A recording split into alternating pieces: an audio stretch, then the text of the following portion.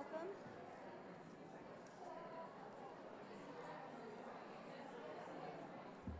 Can I have your attention, everyone? We're about to get started. Please take your seats.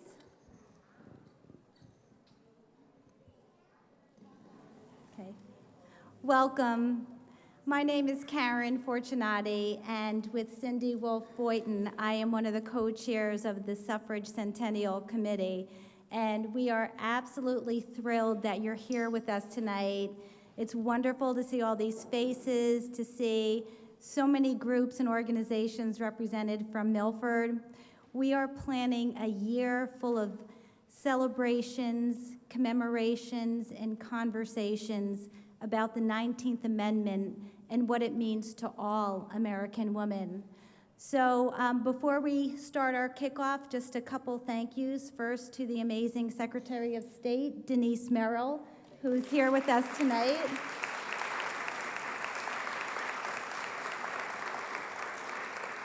Mayor Ben Blake for his constant support. So right over there. The Assistant Mayor, Justin Rosen, who's been incredible. Our State Senator, James Maroney, in the front seat. And our State Representative and Committee Member, Kathy Kennedy. Our Superintendent of Schools, Dr. Anna Kataya. And our Assistant Superintendent, Dr. Amy Fedigan, as well as many representatives from our Board of Aldermen, Register of Voters.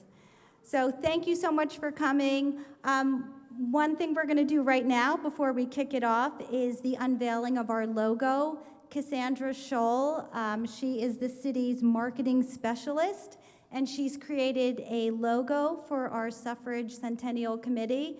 Julie Nash, our Economic Development Director, and Justin Rosen are going to unveil on the count of 3. 1, 2, 3. Ta-da!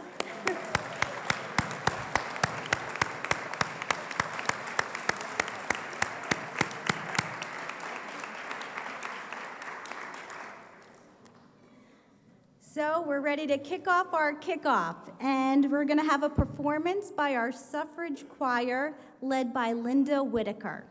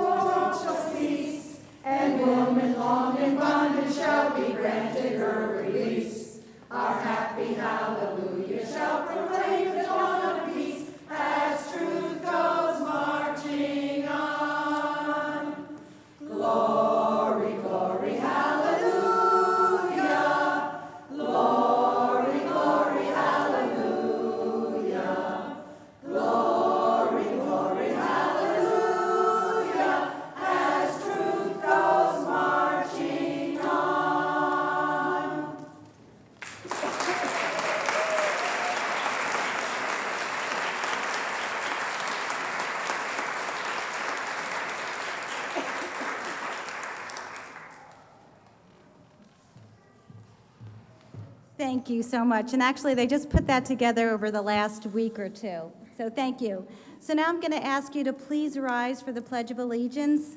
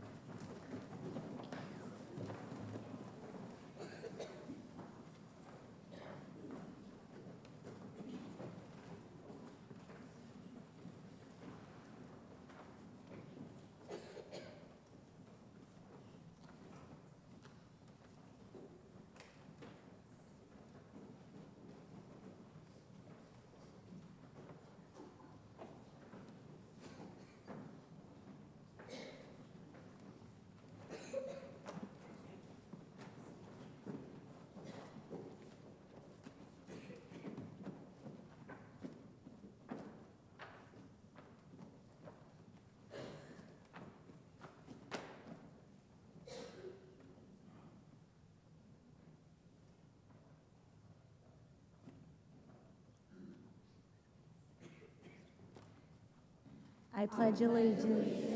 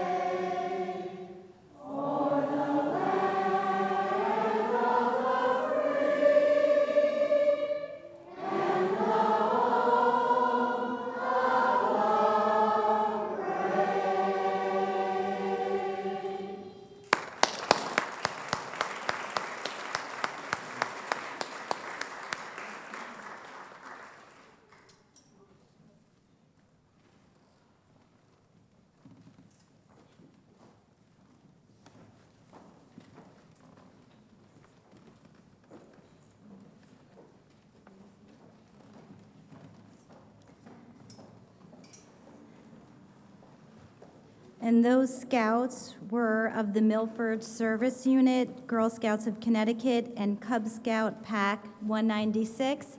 And a special thank you to troop leaders Jennifer Shoup and Jessica DeYoung.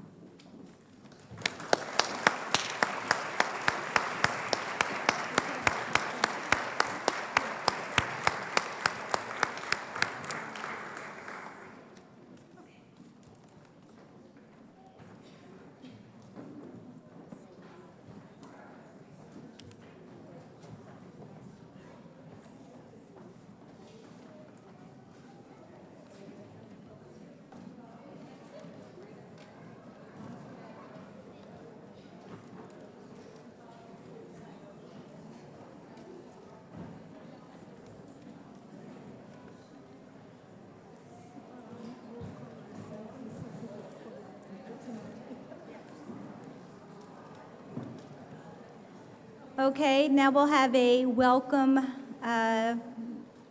remarks from our mayor, Ben Blake.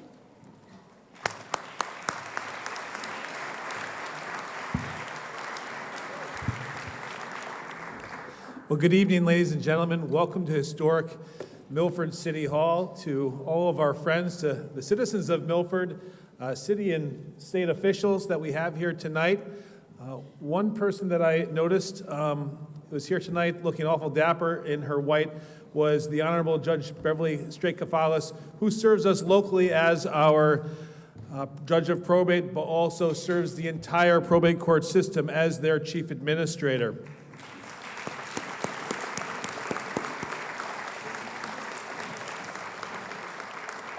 She has helped put Milford on the map. But it is a pleasure to join all of you as we kick off this very cool celebration of the 100th anniversary of the 19th Amendment. I do want to thank all of the fantastic people on the Milford Suffrage Centennial Committee for the good work and hard work that they have done, and the good work and hard work that is yet to be done as we recognize Milford's important role in the history of the women's rights movement. It is crazy that it has been just 100 years ago, more than half of our American population did not have ballot access. And then even after that, there were many other fundamental rights that people still didn't have.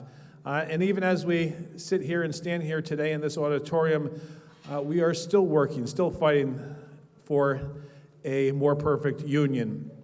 But it is a great honor to be joined by Connecticut's highest-ranking elections official, our Secretary of State, Denise Merrill, in all that we do, in all that she does and all that we do. We fight to protect voting rights for all, because voting rights is a fundamental right that helps protect and defend and support all of the other rights that we hold dear in a democracy.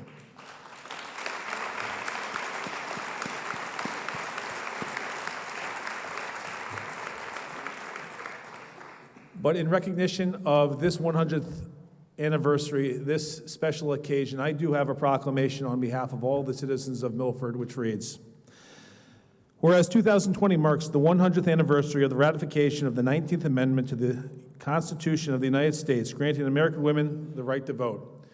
And whereas the organized fight for women's equality has been longstanding in America. In 1848, suffragist Elizabeth Cady Stanton and Lucretia Mott helped organize the Seneca Falls Convention and brought the fight to the forefront on a national level. Following the convention, the demand for universal ballot access was the centerpiece of the women's rights movement.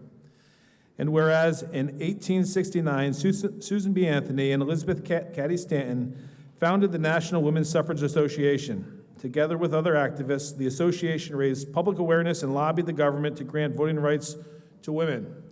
And whereas the first version of the 19th Amendment was drafted in 1878 by Susan B. Anthony, after decades of protest, victory came about on August 18, 1920, when the 19th Amendment was ratified and then declared effective on August 26, 1920.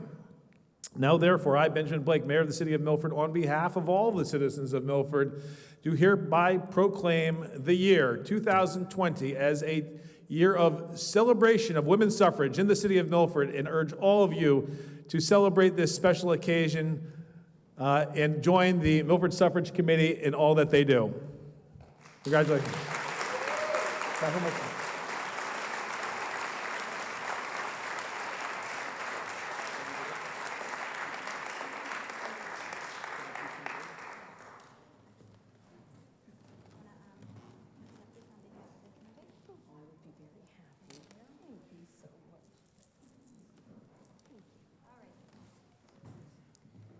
Thank you, Mayor Blake. Now our keynote speaker, Secretary of State Denise Merrill.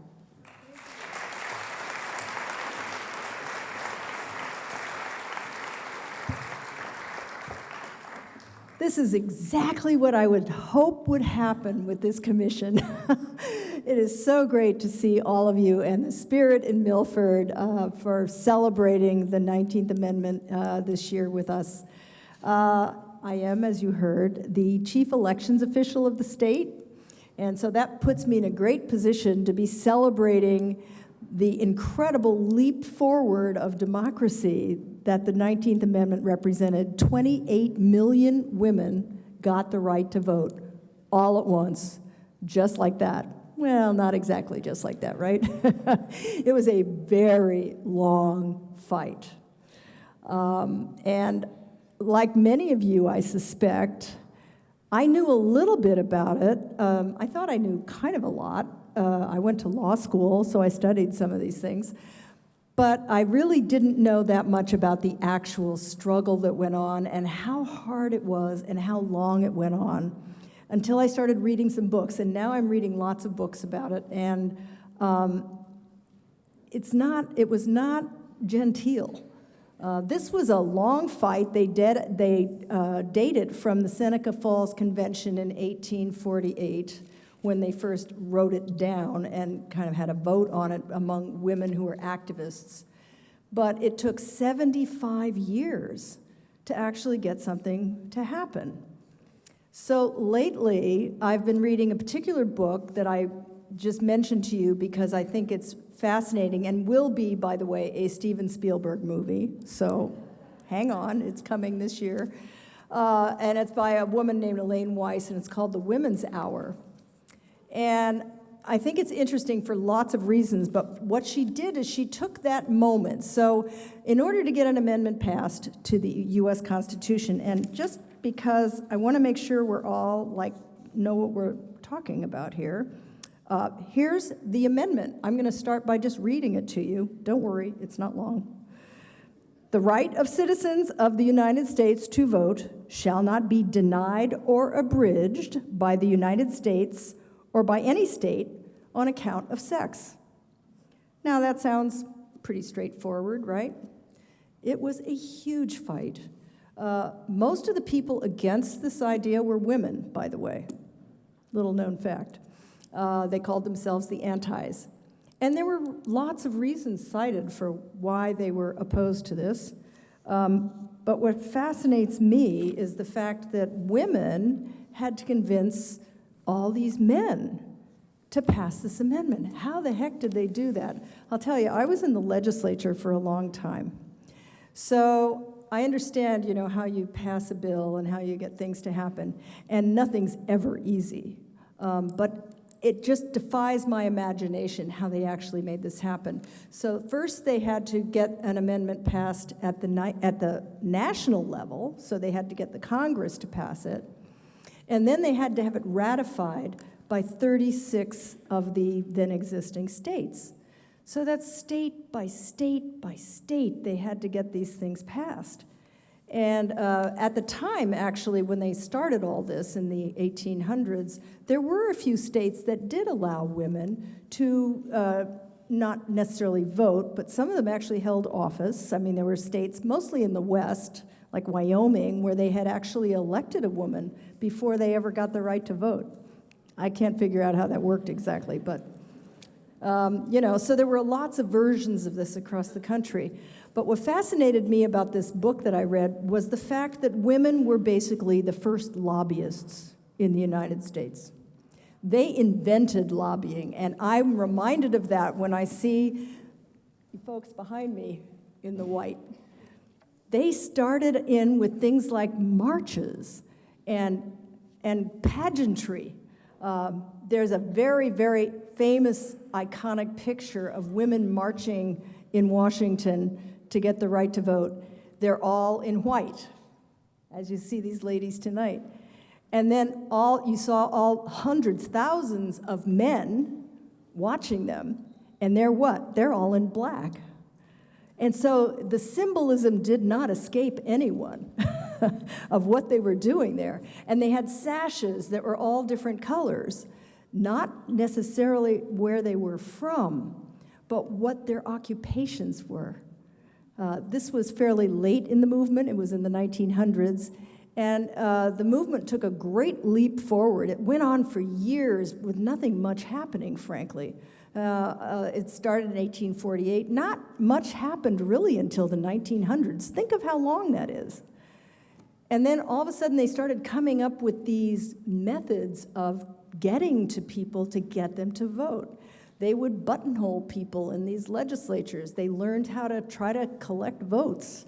They made pests of themselves, really. But it started working.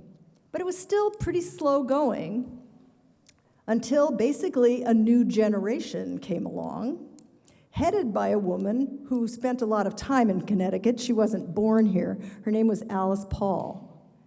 And she, like many of the younger women, I would say now in Congress, you're seeing some of that today, the new generation came along and said, we're tired of waiting.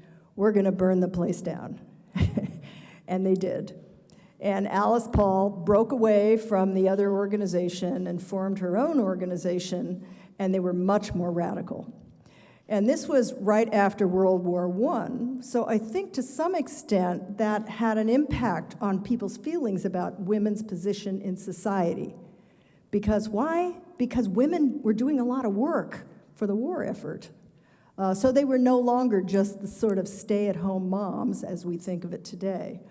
And that really did influence a lot, including the women themselves. So these young women started going after President Wilson, basically, because he was not supportive at that time. And they picketed the White House. And they refused to take down their signs. And police came and tried to take away their signs, and they broke their hands in some cases. One woman had her fingers broken. They were arrested. They went on a starvation diet in prison and were force-fed. One woman died in prison. This was not a genteel revolution anymore. This was very serious and very persistent, and through these, what became really a foundation for what would later be a nonviolent movement in the civil rights movement, they were the first ones to employ these kinds of methods to get what they wanted. And ultimately, it worked. And I think, there's a lot of arguments about whether it was the persistence of the long-time people who had been patiently going state by state, or whether it was the radicalism that came along later. It was probably a combination of those things. It did work. And now we celebrate, 100 years later, what they did. Now, it's also important to remember what didn't happen with the movement. It was very much tangled up with the abolitionists. Many of the women were abolitionists. They were also teetotalers. They were eventually very involved in the movement against alcohol in this country. But there was a time when they made a break with, it's still, like everything in America, very much tangled up with race. The southern states were very opposed to women's suffrage, primarily, I think, because they thought it would empower black women to vote. And that very much scared them that they would lose the power that they had at the time. So you really can't talk about this as a perfect celebration of a perfect moment. There was still much work to do. And we are all the inheritors of all this, and I'm so grateful that we are celebrating this moment. But I think we all must recognize that it's a moment. It's not the end. There is no end to this race for justice and voting rights, because it has been a push and pull all through our history. Who gets to vote determines who has the power in our society. And women were not the first to recognize that, but they were certainly a powerful voice in getting those rights for all women. But it wasn't really until 1965 and the Voting Rights Act of 1965, many of whom I know I was around. I was in high school at the time. And there was a whole set of things that happened in the 1960s that pushed us forward and actually made these rights real, because there were a lot of women that still could not vote even after the 19th Amendment, and a lot of people of color who still could not vote even after the Civil War and the 13th, 14th, and 15th Amendments. It took, frankly, our generation, I like to think, to make it real. And the Voting Rights Act of 1965 was the most important act, I think, ever in the history of voting rights in this country, because it allowed the federal government to enforce those amendments, including the 19th Amendment. So we don't stop. I like to feel today that I'm part of a great continuum of people that have fought for voting rights for everyone. And now I think it's pretty common to say, you know, we won't be happy until every eligible voter is registered and that every registered voter actually votes. Because today, the real issue is more we're now on the other side of all this, aren't we? We're having trouble getting people to remember that people struggled to get them this right to vote. And I spend a lot of my time talking to people about that and about how important it is in a democracy that we're all at the table, that we're all participating, because it's use it or lose it. And today, we've come a long ways, but frankly, women still have a ways to go. Even here in Connecticut, the General Assembly routinely, for the last decade or two, I've been in office about almost 30 years now, and we're kind of plateaued out around a third. A third of our representatives, approximately, over the years, are women. It took us a long time to get that far, but we seem to be sort of stuck there, and there's a lot of reasons for that.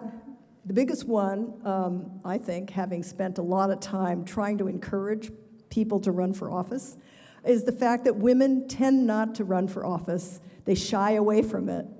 It's a rough business, let's face it. But, you know, there's a statistic that says that for every one time a man is asked if he wants to run for office, a woman has to be asked 7 times. You know, we kind of don't think we're quite good enough. It's not really the right time. You know, I don't know enough. There's a lot of things that sort of barriers that are still there, even personal barriers, you know. So I think I'll just leave you with the thought that I think that every generation must recommit itself to this system of ours. It's fragile, and probably always will be, because there's always that push and pull. But it doesn't stop us from celebrating an amazing moment in our history when half the population suddenly got that right to vote. And we're still working on it, but I am so pleased that you're all participating in this. I know Cindy and others are going to talk about some of the Connecticut people that were involved in this struggle, but I hope you gave you a little sense of where we came from and hopefully where we're going. So thank you very much for having me tonight. Thank you.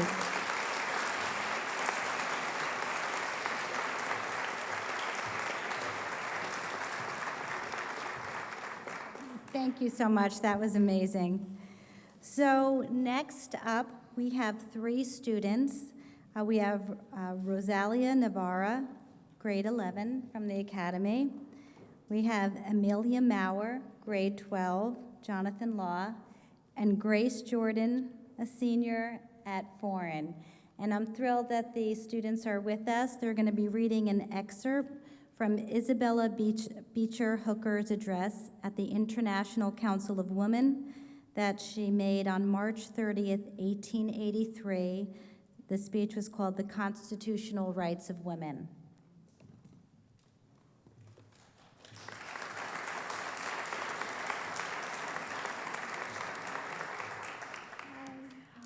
So, under a proper interpretation of the Constitution of the United States, women have a right to vote today on precisely the same terms with men. There is not a line in it, nor a word forbidding women to vote, but properly interpreted. That is, interpreted by the Declaration of Independence and by the assertions of the fathers. It actually guarantees to women the right to vote in all elections, both state and national. Listen to the preamble to the Constitution that says, "We, the people of the United States, in order to form a more perfect union, establish justice, ensure domestic tranquility, provide for the common defense, promote the general welfare, and secure the blessings of liberty to ourselves and our posterity, do ordain and establish this Constitution for the United States of America."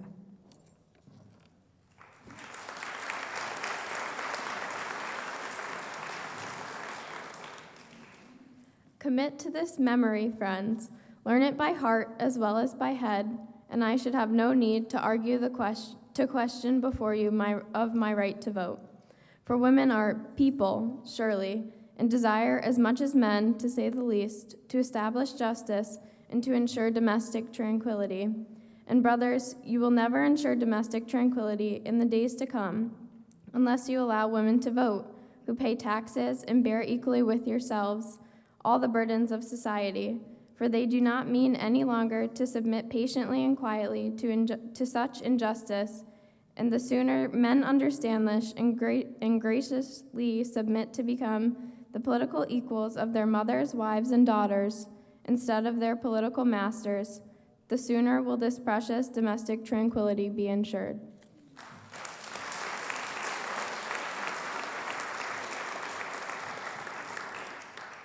Women are surely people, and were when these words were written. No one will have the hardihood to deny that our foremothers did their full share in the work of establishing justice, providing for the common defense, and promoting the general welfare in all of those early days. Women are included in the word people in the preamble, and were intended to be included as much as men. The Constitution under which our government was formed and began its work of protective legislation plainly embraced women in all of its provisions. And when the preamble declares that the object of all was to secure the blessings of liberty to ourselves and our posterity, it surely did not mean to secure this for, but for the whole of people, women as well as men.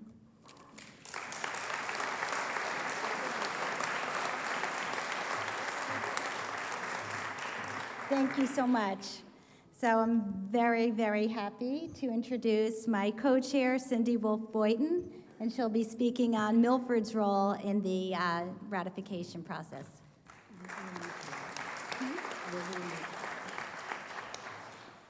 Well, hello.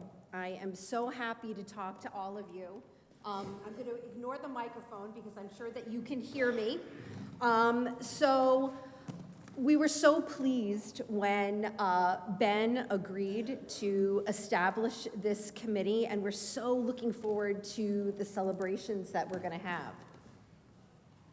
Well, so the first thing that I want to mention is Denise mentioned how statewide we have this Connecticut Suffrage Centennial Committee. I'm very proud to be a member of that committee.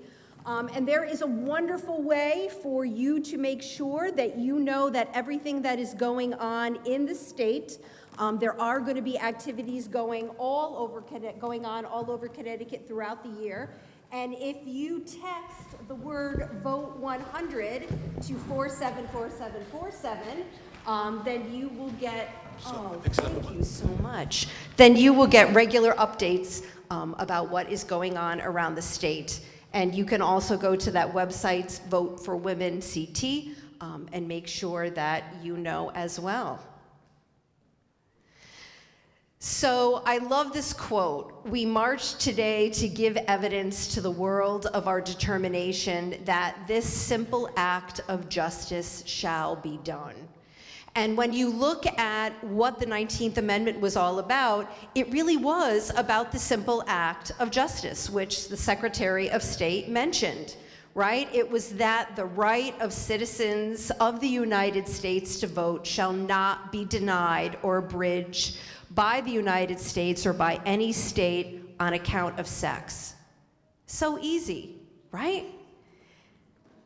It's almost as easy as the Equal Rights Amendment, which, as you know, you might know, Virginia just became the 38th and final state to ratify the Equal Rights Amendment. Our friend Maggie in the background was there and has signs, right? So the story of the Equal Rights Amendment is definitely for another day, but the concept, right, it's equally as simple, that no one should be denied any rights because of their sex.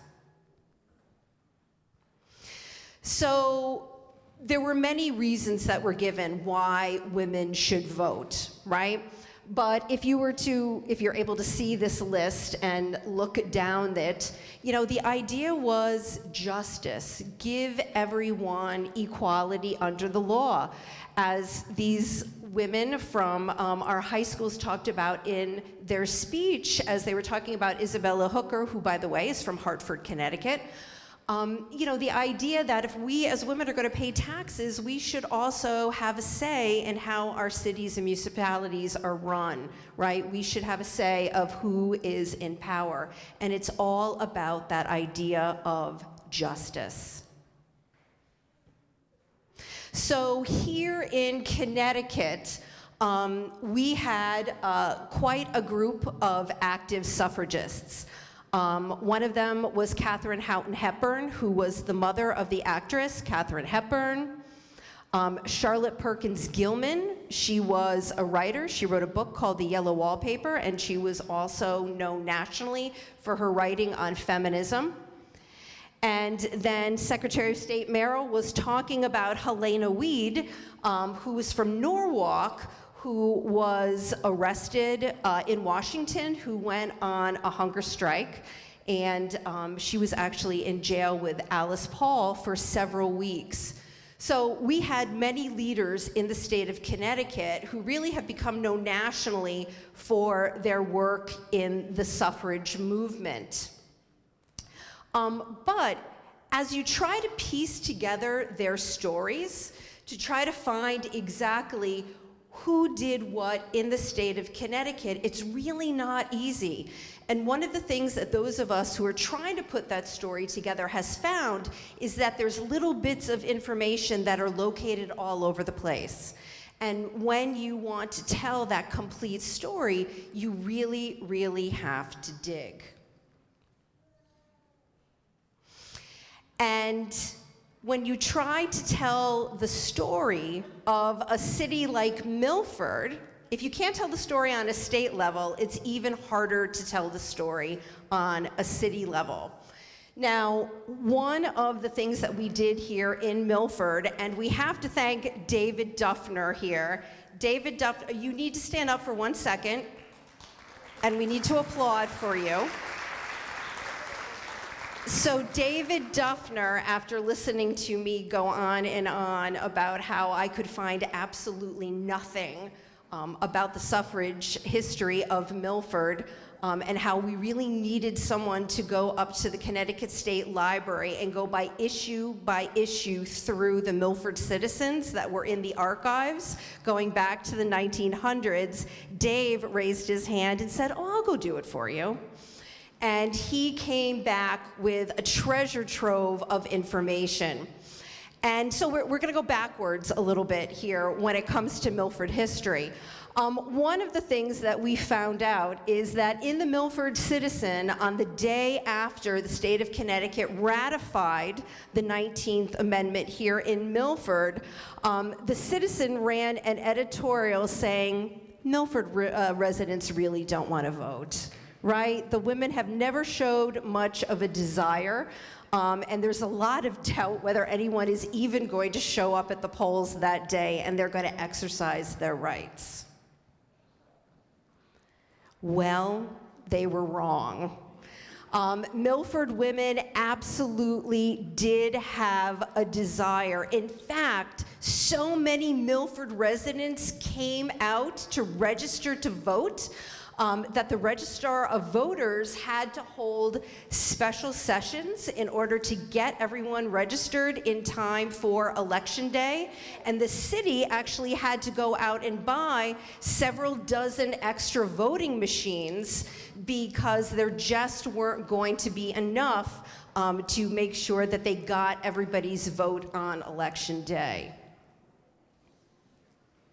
And then on Election Day, 1920, November 2nd, I believe it was, look at who came out to vote. Of all the registered voters who came out that day, 63% of them were women and 35% of them were men. So women absolutely began exercising that right away. And the very first person to do it was a woman named Lilias Tibbles. Now, if you ever walk around and look at the monuments in downtown Milford, you might have seen the name Tibbles, right? It's there all over the place. So Lilias Tibbles, she was a milliner, which means she made hats. Actually, Milford had a very big straw hat industry. I don't know if you know that. But she, the polls in those days, they opened at 5:30 in the morning, and she was there an hour before, standing in line, because she wanted to make sure that she was the very first person who was going to cast their vote that day. And actually, within that first hour, when the polls were open, 34 women came out and cast their votes. In the end, after the election was over, Milford actually got a citation. The women of Milford were deemed efficient, and the head of the Connecticut League of Republican Women, and it's important to note that it really was Republican women who led the fight for the 19th Amendment. The president of that league said, "Your town seems to have been the top notch of all organizations." So score another one for the city of Milford, right? So going backwards, so from Dave going through all of those Milford citizens, what was it, about 10 years worth? A year and a half. There was a lot. Let's just say that there was a lot.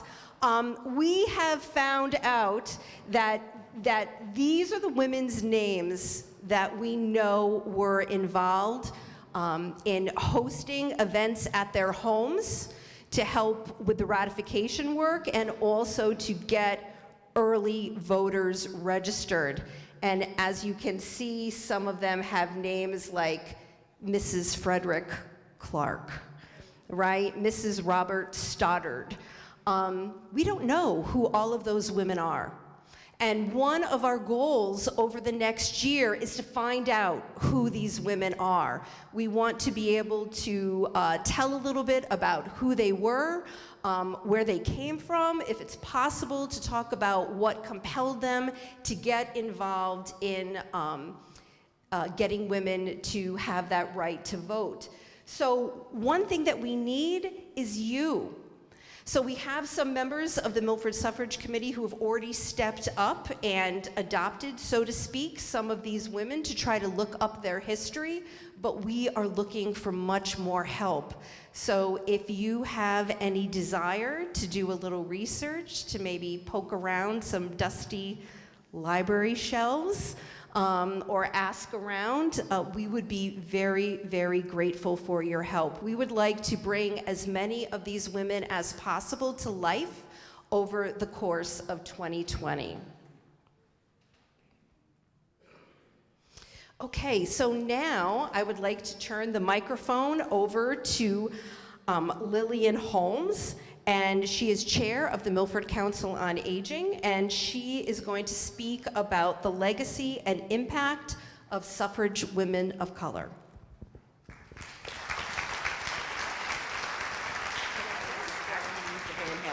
You want the hand?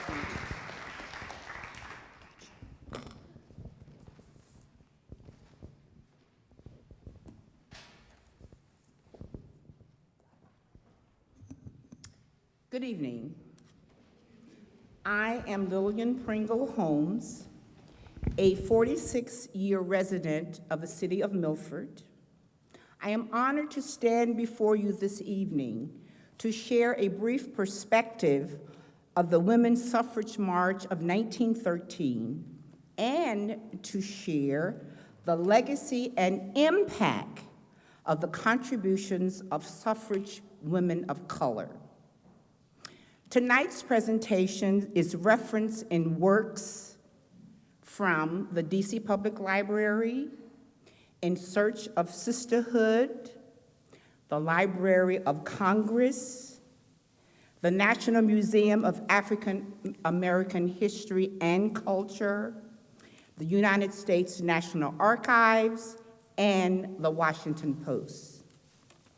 Come with me on an abbreviated journey, which began about 166 years ago. That is about 37 years before the Women's Suffrage March of 1913. Now, let's look at a bit of American history through the African American lens. Hundreds of Black women were active in the colored women's suffrage movement, addressing issues of race, gender, class, as well as enfranchisement through the church, but eventually through women's organizations donated to that cause. While white women sought the vote to gain equal votes, while white women sought the vote to gain equal voice in the political process, Black women often sought the vote as a means of racial uplift and as a way to effect change in the post-Reconstruction era. As early as 1866 in Philadelphia, the Philadelphia Suffrage Association was founded. A national movement to support the suffrage of Black women began in earnest with the rise of the Black Women's Club movement. In 1896, various women organizations converged in Washington, D.C., and under the leadership of Mary Church Terrell, the National Association of Colored Women's Clubs was formed. This became the largest federation of Black women's clubs in the nation. Among others, some of the members were Harriet Tubman and Ida B. Wells. According to Edith Mayo, the renowned historian and curator of the Smithsonian's National Museum of History and the foremost authority on Black women in the suffrage movement, has compiled an edited biographical listing of more than 35 women who made contributions to the suffrage movement, dating back to the early 1800s. This work is entitled African American Women Leaders in the Suffrage Movement. Our journey continues. Now let's fast forward to January 2nd, 1913. Alice Paul, a vocal leader of the white suffrage movement, advocated and worked for the passage of the 19th Amendment. She was undaunted in her work, and she convened the first meeting of her committee on January 2nd, 1913, where she organized a march. The organizers attained enough money to strategically plan this march, and it was planned the day before the inauguration of President-elect Woodrow Wilson. How smart. Fast forward 2 months after her first planning meeting. It is March 6, 1913. It is a Monday morning in sunny Washington, D.C.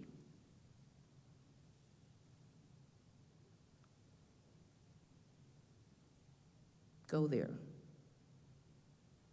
1913, March 6. Lured by the promise of a march unlike any Washington had seen, the first spectators began to arrive around 9 a.m. That is 6 hours early. The procession began late, but all went well, that is, for the first few blocks. By the time the trumpet sounded, about 2,500 people lined Pennsylvania Avenue. Clothed in a white coat and astride a white horse, Inez Milholland, the great women's suffrage person, marched in the front of the parade. Behind her stretched long lines, 9 bands, 4 mounted brigades, 3 heralds with trumpets, about 24 floats, and somewhere between 5,000 and 8,000 women suffragettes. They were grouped in groups of 5. The first group were enfranchised women, those women from other countries who had attained the right to vote. The second group were pioneers, and they were women who had struggled for decades for women to attain the right to vote. That is some of the pioneers in the second group. The third group were the working women, doctors and lawyers and nurses and college women and actresses. Then the fourth group was the state delegation. As the march proceeded, I'm stopping at the fourth group. As the march proceeded, they were met by thousands of spectators, and all of them were not kind, as we've heard earlier. Some surged into the street, making it almost impossible for the marchers to pass. Some of the marchers were grabbed, shoved, tripped, and violently attacked. By the end of the day, over 100 women had to be hospitalized for injuries. However, the women did not give up. They finished the march. Time does not permit me to discuss the committee's failure to allow Black women, even though they were suffragists from the early 1800s, to march in the parade. However, the National American Women's Suffrage Association directed Alice Paul not to exclude them. Consequently, the committee changed its mind 72 hours before the march began. Now, the fifth group. There was a fifth group of marchers, a separate group, in a separate section, who had been directed to the back of the procession for the march. Who were the women in the fifth group? These were women whose goal was to establish a national organization, to be politically engaged, to engage in activities that had a national focus, to move toward greater social activism, to provide greater public service. So, on January 13th, 1913, on the campus of Howard University, 22 brave, young, courageous, and visionary, and Black students founded Delta Sigma Theta sorority. They were the women in the fifth group. They marched even in the separate section of the march. And this took place less than 2 months after the sorority's founding. Marching against the status quo was not easy for white women, but just imagine how difficult it was for Black women because of racist sentiments of that day. And as well, some of the women suffragists, not all, were not in favor of the Black women marching. They were aware that they could not march in their home states' delegations, and they were not wanted. They were fearful of being attacked, but the 22 founding members of Delta Sigma Theta joined the procession anyway. Although the young founders were criticized for their participation in the march, none of them had any regrets. In the history of fairness and equality in the United States, there is no denying that women, and especially women of color, have come up short. The 19th Amendment was meant to guarantee all women the right to vote. While this sounds ideal in theory, in practice, many women of color found themselves unable to exercise the legal right to vote. Though they rallied alongside white suffragists, many women of color remained disenfranchised by racist politics until the mid to late 20th century. It would take another half century and a new suffrage campaign, that is, with the work of the legacy of the 22, before the Black community could be fully enfranchised.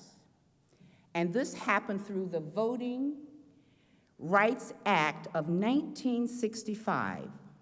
It wasn't until then until all Blacks, and especially women in the South, were able to exercise the right, and I say without restrictions, to vote. The legacy of these 22 women continues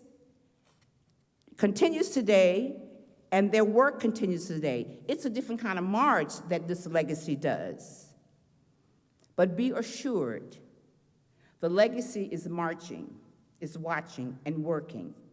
Even today, certain practices like gerrymandering, voter ID laws, voter machine irregularities, disenfranchises people and make it harder for people of color.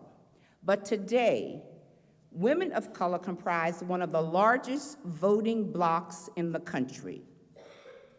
As our countries, our states, and our cities began to celebrate with monuments and educational programs, the centennial of the 19th Amendment, which barred the denial of the right to vote, the legacy of the 22 are eager to see if these remembrances really own up to the real history for the fight of the women's right to vote.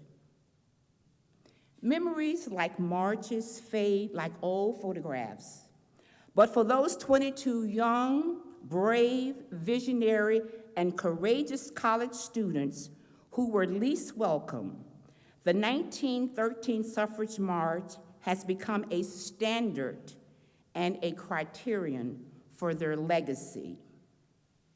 It has been said that everybody who has been a member of this organization, that is Delta Sigma Theta sorority, knows about the suffrage march.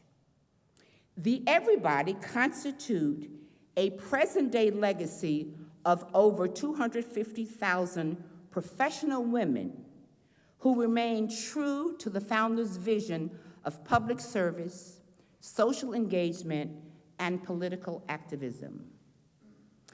A quick glimpse at some of the women who have helped to mold the sorority and move the movement forward include, from a national perspective, people that you know, like Shirley Chisholm, Barbara Jordan, Winnie Mandela, Dorothy I. Height, and Patricia Roberts, who has a commemorative U.S. postage stamp in their honor, Gwen Eiffel, April Ryan, Soledad O'Brien, Ruby Dee, and the list goes on from a national perspective. From the state of Connecticut perspective, the legacy has and continues to impact the great state of Connecticut, even though the state was not a part of the 2/3 vote needed to ratify the 19th Amendment.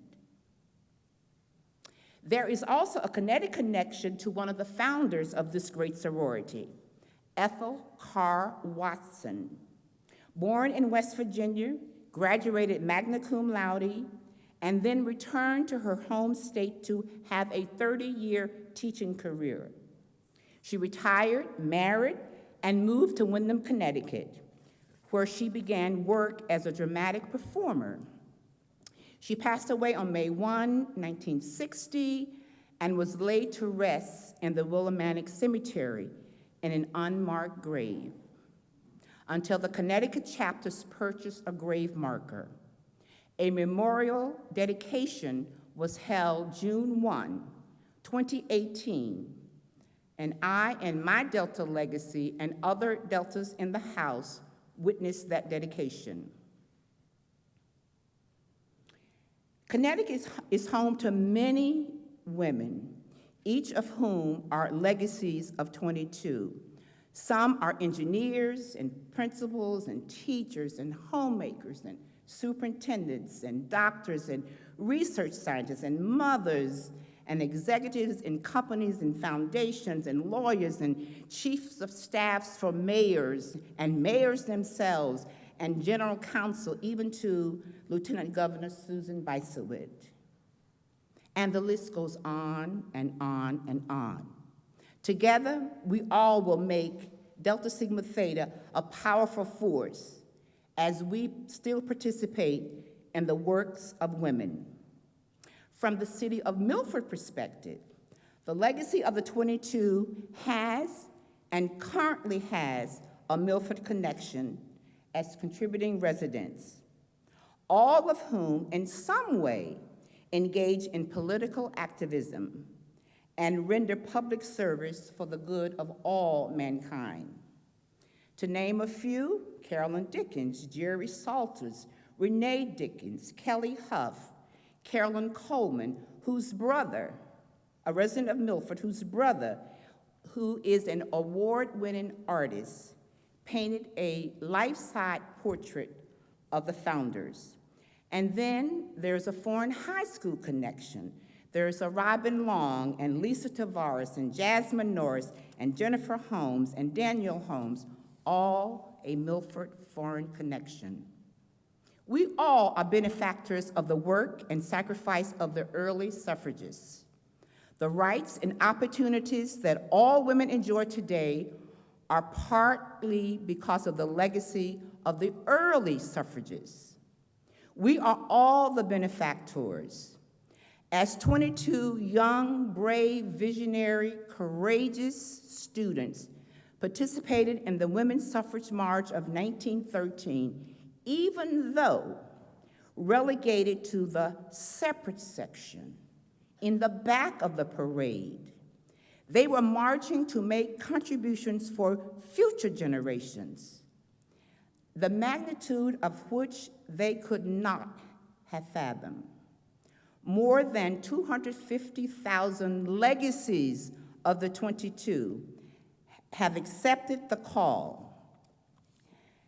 There are legacies of the 22 in the House tonight.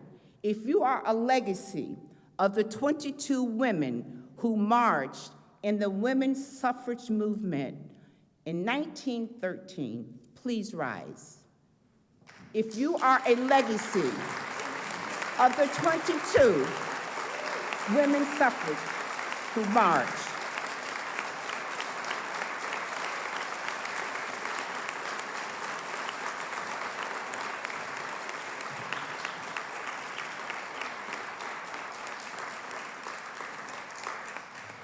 as legacies, we have accepted what has been handed down to us. I, too, Lillian Pringle Holmes, am a legacy of the 22, and the march moves on.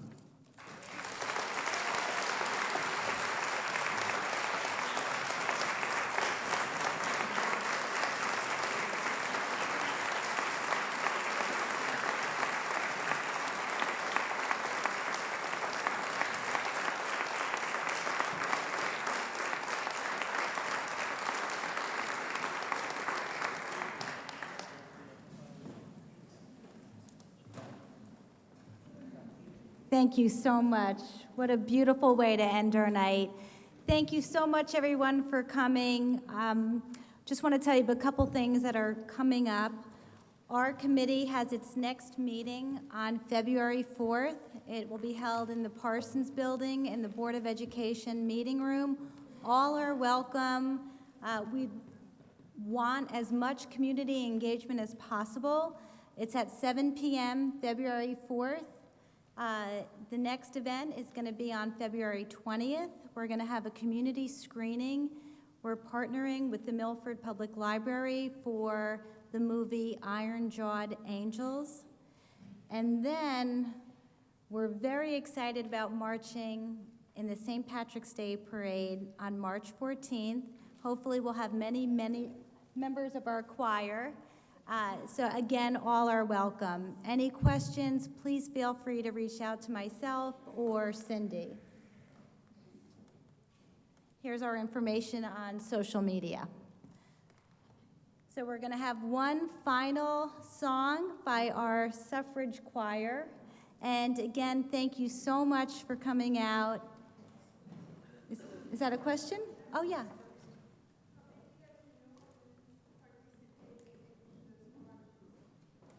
I'm sorry, I didn't hear that. Can you say that again?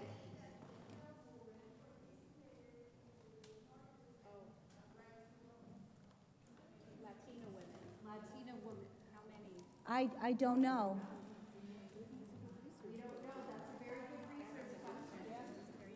Why don't you come join us? That should be answered.